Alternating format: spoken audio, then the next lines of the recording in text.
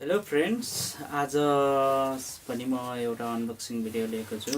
अनि योभन्दा अगाडि पनि मैले एउटा जोम्याक्सको अनबक्सिङ गरेको थिएँ।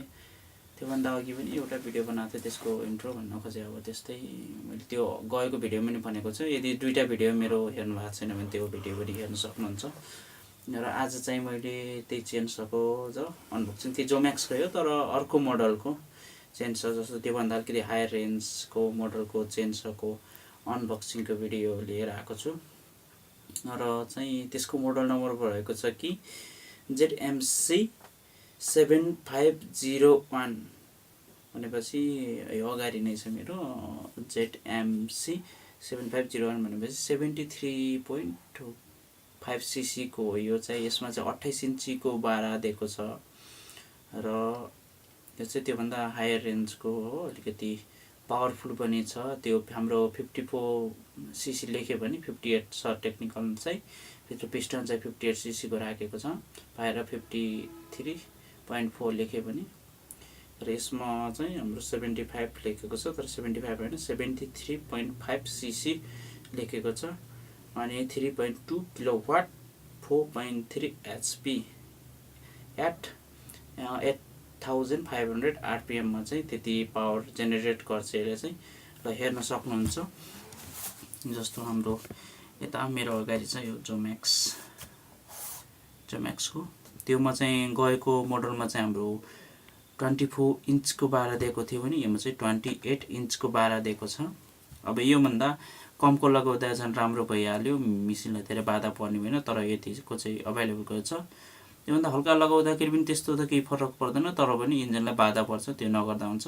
र सेम त्यस्तै गरी छ 2 stroke engine, anti kickback chain brake सबै त्यही जस्तै हो। गएको भिडियोमा हेर्नु होला, त्यो भिडियोमा फेरि त्यही पनि भनिन्छ। अटोमेटिक ओइल पम्प अनि एन्टी भाइब्रेसन सिस्टम अनि चेन टाइटनिङ एन्ड एडजस्टमेन्ट भनेपछि यसमा पनि अर्को तरिकाले त्यही बाहिर साइडतिरबाट दिएको हुन्छ भन्न खोजेको हो यसमा पनि।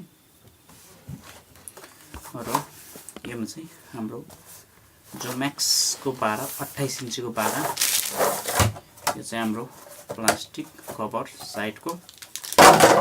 यो पनि हाम्रो आवाजको लागि 38 पिच भनेको छ, 058G 28 इन्चीको छ। 28 इन्चीको बारा पर्यो। त्यो चाहिँ हाम्रो 24 इन्चीको बारा थियो। योमा चाहिँ हाम्रो 28 इन्चीको बारा दिएको छ। यहाँ चाहिँ हल्का यस्तो डबलवाला दिएको छ। जस्तो यो यदि ड्यामेज, यस्तोको अर्थ के छ भन्दाखेरि चाहिँ रिप्लेसेबल भन्छ यसलाई चाहिँ, फेरि फेर्न मिल्ने। जस्तो पछि चल्दा चल्दै यसको बेरिङहरू जान्छ, त्यतिखेर चाहिँ पुरै बारा फेर्नु परेन, एक्सपेन्सिभ हुन्छ पुरै बारा फेर्दाखेरि। तर चाहिँ यो हाम्रो फेर्न सक्यौँ त्यसको लागि दिएको। जस्तो यस्तो यसको टाउको पाइन्छ, टाउको फेरि लिएर रिपिट हानेर हामी फेरि सस्तैमा चिपमै पनि फेर्न सक्यौँ। त्यो कारण पुरै बारा फेर्न परेन, जान्छ खास गरी यतैको टुप्पाहरू बेरिङहरू जान्छ। त्यो कारणले हो यसको अर्थ चाहिँ। त्यसमा चाहिँ हाम्रो फिक्सै दिएको छ। बेरिङवाला त बेरिङ थियो, तर पनि त्यो फेर्न मिल्दैन थियो, बारा पुरै फेर्न पर्थ्यो। तर यसमा चाहिँ यो फेर्न मिल्छ, सजिलो इजीको लागि दिएको छ। 28 इन्ची बारा। र फेरि यो हाम्रो हेर्न सकिन्छ, क्यामेरामा देखेको छ कि देखेको छैन। अब 73 अघि नै भनेको छु 73.5 cc 3.2 किलोवाट 4.3 HP एट 8500। यतिमा चाहिँ यति जेनेरेट गर्छ भनेको, यतिको टर्क जेनेरेट गर्छ अथवा यतिको पावर जेनेरेट। यो पनि त्यो चाइनामा बनेको छ, मेड इन PRC चाइनामा यो पनि। म चाहिँ यसलाई खोल्न गइरहेको छु।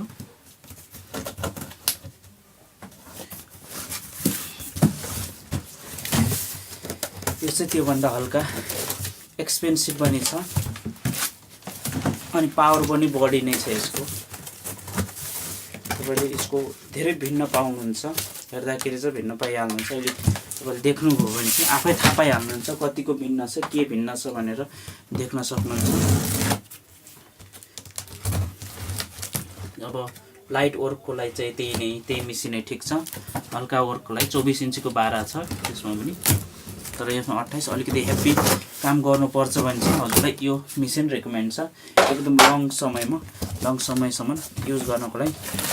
यसमा पनि त्यस्तै टपमा चाहिँ हाम्रो हेर्न सकिन्थ्यो कि टपमा पनि यही दिएको छ। जस्तो अब युजर म्यानुअलहरू युजर म्यानुअलहरु हो अनि त्यसको पार्ट्सहरु दिएको छ सेम लाइक त्यस्तै यहाँ चाहिँ सब हेर्न सक्नुहुन्छ यहाँ पछाडीतिर सबै देखाएको हुन्छ कसरी टाइम एडजस्ट गर्ने अथवा यो पढ्न सक्नुहुन्छ सेफ्टीको लागि हो यो हैन अब सबै कुराहरु देखाएको छ कति पावर छ के छ अनि यहाँ देखाएको छ के अवेलेबल छ के गरेको छ अनि अर्को त्यसमा चाहिँ जस्तो यो ड्राइभ स्पोकेट टाइप तित भनिरहेको छ रिम टाइपको दिएको छ यसमा चाहिँ त्यसमा चाहिँ हाम्रो 7 दिएको हुन्छ तर यसमा चाहिँ अलिकति ठुलो रेन्जको भएको कारणले 8 खाली दिएको हुन्छ 8 इन्ची अरे सरी 8 वटा हल भएको अथवा 8 वटा स्पाइक भएको दिएको हुन्छ त्यो म अहिले देखाइदिहाल्छु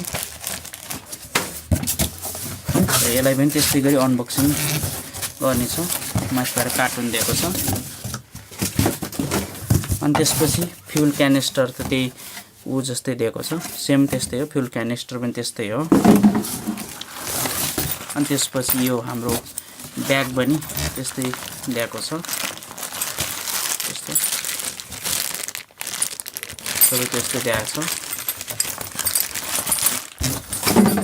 अनि यसमा पनि ओरिगनकै चेन दिएको छ एकदम राम्रो खाली चेन दिएको छ ओरिगनकै चेन दिएको छ त्यो गएको मोडलमा पनि ओरिगनको खास गरी यो जोम्याक्समा चाहिँ ओरिगनकै चेन दिन्छ अरु चाहिँ त्यस्तो खासै केही छैन अब म चाहिँ मेसिन निकाल्छु तर त्यो मेसिन भन्दा एकदम हेभी पनि छ हेर्नुस् गाह्रो हुन्छ हेभी पनि छ यसमा पनि जिप टाइ नै लगाएर पठाएको छ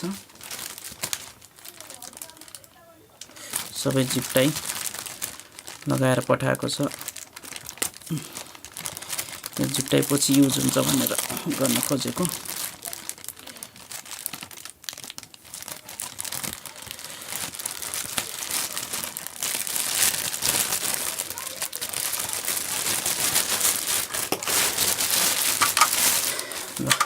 अब यसको लुक्स हेर्नुस् हेभी छ एकदम त्यो त एउटै हातले उचाल्न गर्दा परेको थिएन यो चाहिँ एकदम गाह्रो छ है एकदम भएको छ अब हेर्न सक्नुहुन्छ यसको ओभरभ्यू लुक्सहरु हेर्नुस् अब कस्तो छ के छ पुरा डिटेलमा हेर्न सकिन्छ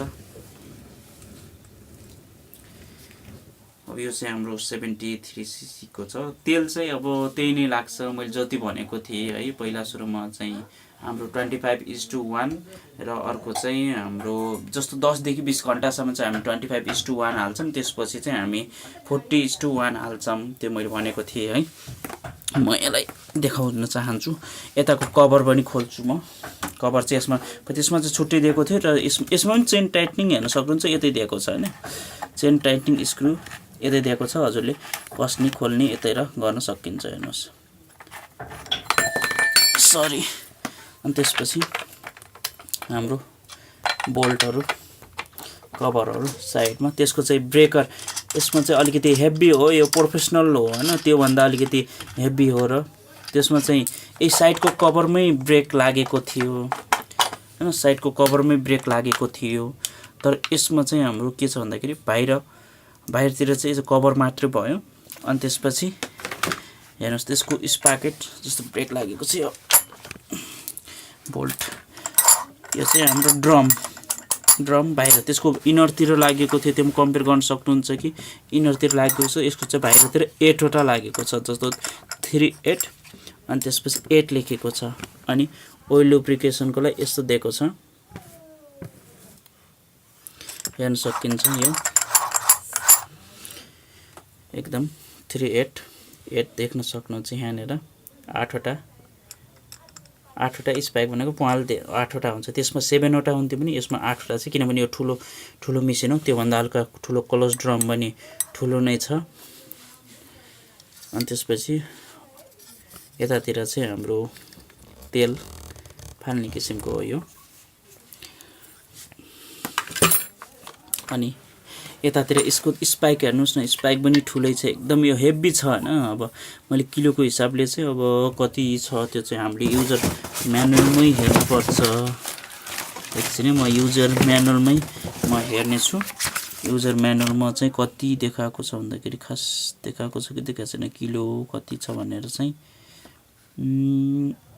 त्यति देखाएको छैन तर यसको फ्युल क्यापेसिटी 3 मा चाहिँ हाम्रो 500 कतिको थियो तर यसको चाहिँ फ्युल क्यापेसिटी बढी नै छ नि फेरि अरु भन्दा हाम्रो ठुलो रेन्जको ठुलो पावर खान्छ त्यो कारणले फ्युल क्यापेसिटी चाहिँ हाम्रो कति छ भन्दाखेरि चाहिँ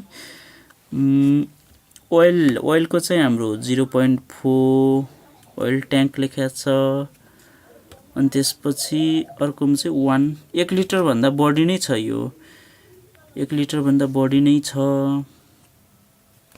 मैले पढे अनुसार 1 लिटर भन्दा बेसी नै छ बढी नै छ यतातिर देखाएको छ कि अब खास यसको कति छ के छ भनेर यसको क्यापेसिटी चाहिँ यहाँ देखाउनु पर्ने हो सरी कतातिर देखाएको छ त्यो कता देखाउन त देखाएको थियो ठीक छ के छैन तर यसको चाहिँ 1 लिटर बराबरको छ क्यापेसिटी चाहिँ यसको ओइल यता फ्युल चाहिँ हैन यतातिर चाहिँ हामी हेर्न सक्छौं जस्तो डिकम्प्रेसर भ्याल्भ त दिएको छैन तर पनि इजिली स्टार्ट हुन्छ यो भयो अनि त्यसमा चाहिँ ब्रेकर हाम्रो ब्रेकर चाहिँ यता साइडको कभरमा दिएको थियो हैन साइडको कभरमा दिएको थियो तर यसमा चाहिँ यसमा दिएको छ हेर्न सक्नुहुन्छ यसमा इजी जस्तो यो ब्रेकरको काम के भन्दाखेरि यसरी कहिले कसो एक्सिडेन्ट हुँदाखेरि झ्याप्प पारेर यसरी फ्रन्ट आउँदाखेरि चाहिँ हाम्रो झ्याप्प लाग्नको लागि हो ब्रेकको काम चाहिँ ब्रेकरको काम चाहिँ आवाज पनि धेरै गर्छ र 3 मा चाहिँ हाम्रो रबर ड्याम्पर दिएको हुन्छ भने चाहिँ रबर ड्याम्पर किसिमको दिएको हुन्छ 3 मा चाहिँ एन्टी भाइब्रेसनको लागि यसमा चाहिँ स्प्रिङ दिएको छ एकदम स्प्रिङ भनेपछि धेरै ठुलो लार्ज हो नि त मेसिन हो त्यो कारणले गाह्रो पर्छ त्यो रबरहरू ड्यामेज गरिदिहाल्छ अनि त्यसको फ्युल कति दिने सरी ओइल कति दिने भनेर एडजस्टमेन्ट गर्नको लागि तेल कति छोड्ने चेनमा कति इन्चीको चेनमा कति छोड्ने भनेर दिएको छ अब जस्तो ठुलो 12 भएपछि धेरै तेल छोड्न पर्यो ठुलो चेन भएपछि थोरै भएपछि थोरै छोड्ने हुन्छ हेभी चाहिँ एकदम कर्कश छ अनि म फेरि यता कभर देखाउँछु हेर्न सक्नुहुन्छ यसको कभर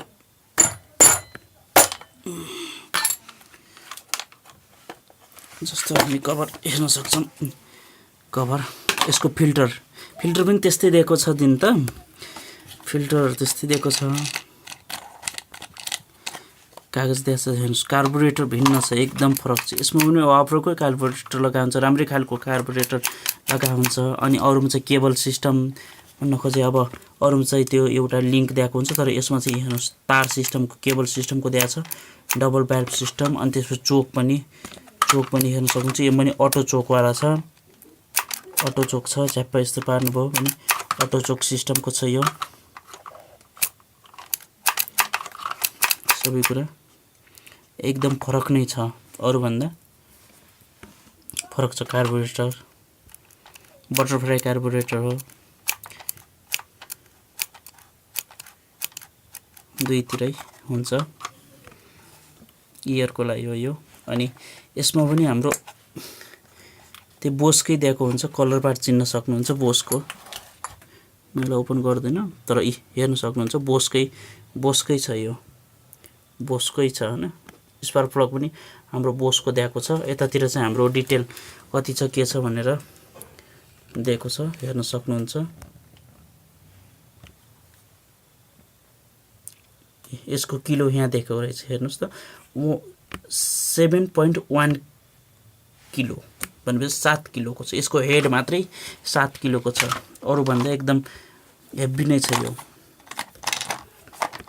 अरु भन्दा हेभी नै छ अनि त्यसपछि एकदम इजी पनि छ भन्न खोजे अलि हेभी छ तर काट्न चाहिँ पुरा धेरै स्मुथली काट्छ सरर काट्छ हैन अब युज गरेर हेर्नु पनि थाहा पाइहाल्नुहुन्छ त्यो अब लाइट वर्कको लागि अब हजुरलाई चाहिन्छ भने लाइट वर्कको लागि चाहिँ त्यही मेसिन ठीक छ 5410 मोडलको अथवा 58 सीसी अथवा 54 सीसी हजुरले जे भन्न सक्नुहुन्छ त्यही छ तर अलि हेभी काम गर्नुपर्छ हेभी गर्नु छ भने चाहिँ हाम्रो यही ठुलो खालको 28 इन्ची वाला 28 इन्चीमा हजुरले 24 इन्ची मजाले लगाएर चलाउन सक्नुहुन्छ झन् एकदम राम्रो तरिकाले काट्छ हैन अब यसको बारेमा पनि अब प्राइसको बारेमा अथवा कहाँ पाइन्छ के पाइन्छ भनेर हजुरलाई बुझ्नु छ भने चाहिँ हजुरलाई हामी अभाइलेबल गराइदिन सक्छौँ हैन। कमेन्ट सेक्सनमा गएर हजुरले हामीसँग कन्ट्याक्ट गर्न सक्नुहुन्छ, मेसिन कस्तो छ के छ भनेर बुझ्न सक्नुहुन्छ। अथवा यही मेसिन मात्रै नै एउटा अनबक्सिङ मात्रै गरेको हो तर अरू मेसिनको बारेमा पनि हजुरलाई बुझ्नु छ भने चाहिँ हामी चाहिँ त्यो कहाँ पाइन्छ, कस्तो हिसाबले हुन्छ, कुन मेसिन किन्दा ठिक हुन्छ, अथवा कुनै चेन्सर सम्बन्धी प्रब्लम छ, मेरो मेसिन यस्तो छ उस्तो छ भनेर भन्न सक्नुहुन्छ।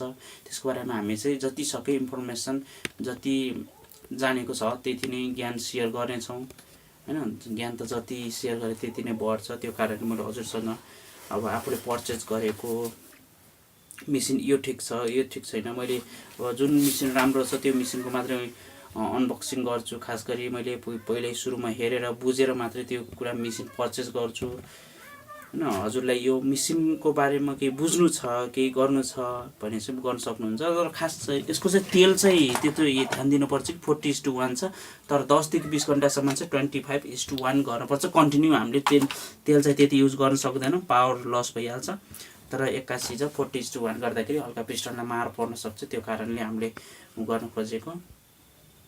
र मेरो गएको भिडियोमा हेर्नु भएको होला, अब त्यो भिडियोमा चाहिँ हामीले त्यही गरेको। यसको मोडल नम्बर चाहिँ अब ZMC 7501 हो र अर्कोको मोडल चाहिँ हाम्रो ZM 5410 छ। त्यो चाहिँ हाम्रो 54cc 58cc भनौँ त्यो छ। र हजुरलाई मेरो च्यानलमा केही सुझाव सल्लाह दिनु छ भने हजुरले कमेन्ट सेक्सनमा गएर दिन सक्नुहुन्छ। यस्तो गर्नुहोस् उस्तो गर्नुहोस् भनेर गर्न सक्नुहुन्छ। भिडियो त्यति क्वालिटी नहोला अथवा त्यति हुनहोला, तर सकेसम्म म जति सके त्यति इन्फर्मेसन हजुरलाई दिन कोसिस गरिरहेको छु यो चेन्सर सम्बन्धी। र मेरो च्यानलको भिडियोहरू लाइक गरिदिनु होला, कमेन्ट गरिदिनु होला, सेयर पनि गरिदिनु होला, साथीभाइहरूसँग गरिदिनु होला। त्यसले मलाई हौसला अझै भिडियो बनाउने हौसला पनि दिनेछ। र मेरो च्यानललाई सब्सक्राइब गरेर त्यो बेल आइकन थिच्न चाहिँ नभुल्नु होला। आजको भिडियोमा चाहिँ यही अनबक्सिङ नै थियो। र आजको भिडियोबाट म अब केही सोध्नु छ भने भन्नु होला, म सबै इन्फर्मेसनहरू दिन्छु। तर आजको भिडियोमा चाहिँ यति नै। हस्त धन्यवाद।